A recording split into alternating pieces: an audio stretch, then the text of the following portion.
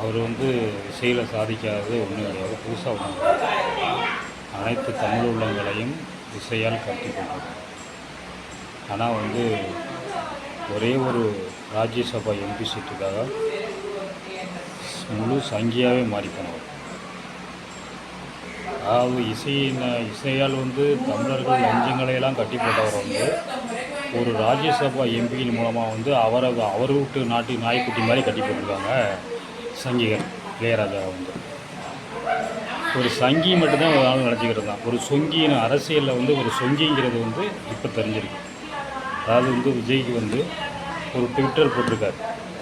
ட்விட்டரில் என்ன சாரி அவருடைய இதில் தான்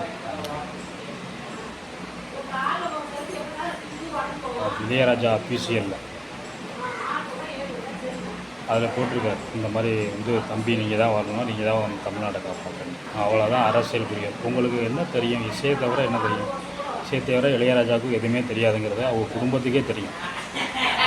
அப்போ எந்த சூழ்நிலையில் இதை நீங்கள் சொல்கிறீங்க? ஏற்கனவே நீங்கள் வந்து ஒரு இதாக பேசுகிறீங்கன்னு சொல்லி எல்லாருமே ஒரு இதாக இருந்தது. இசைக்காக வந்து எல்லாத்தையும் பொறுத்துட்டு போகிறாங்க. என்ன இருந்தாலும் அவர் இசை மேலேயா நம்மளை தாளாட்டுறவர், தூங்க வைக்கிறவர் அப்படின்னு. ஆனால் இங்கே அரசியலெல்லாம் கவனிக்கல என்னன்னு தெரியல. ஒரு வியூஸுக்காக, உங்களுடைய சேனலோட வியூஸுக்காக இவ்வளோ தூரம் கீழே இறங்கி வரணுமா? தமிழ்நாட்டோட நலனை வந்து பறிக்கிற, தமிழ்நாட்டை வந்து மான மரியாதையெல்லாம் சுயமரியாதையெல்லாம் அடகு வைக்கிற கட்சிகளோடு சேர்ந்து புதுசாக வந்த எந்த கட்சியும் சேர்ந்து அடகு வைக்கிறாங்க, துணை போகிறாங்க.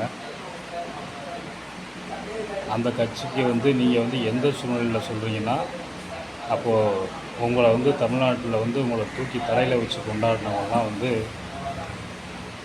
ஒரு கட்சியில் கிடையாது, எல்லா கட்சியிலும் இருக்கே. இப்படித்தான் எல்லாருமே திரைத்துறையில் இருக்கிறவங்க எல்லாமே எல்லோருடைய கட்சி, எல்லா கட்சியில் இருக்கிறவங்களுடைய ஆதரவையும் பெற்றுட்டு பெரிய லெவலுக்கு வந்ததுக்கப்புறம் தன்னுடைய சுயரூபத்தை காமிக்க ஆரம்பிச்சிடுறாங்க. சாயம் வெளுத்துருது. அதுக்கு இளையராஜாவும் விதிவிலக்கில்லை. ஆனால் நீங்கள் வந்து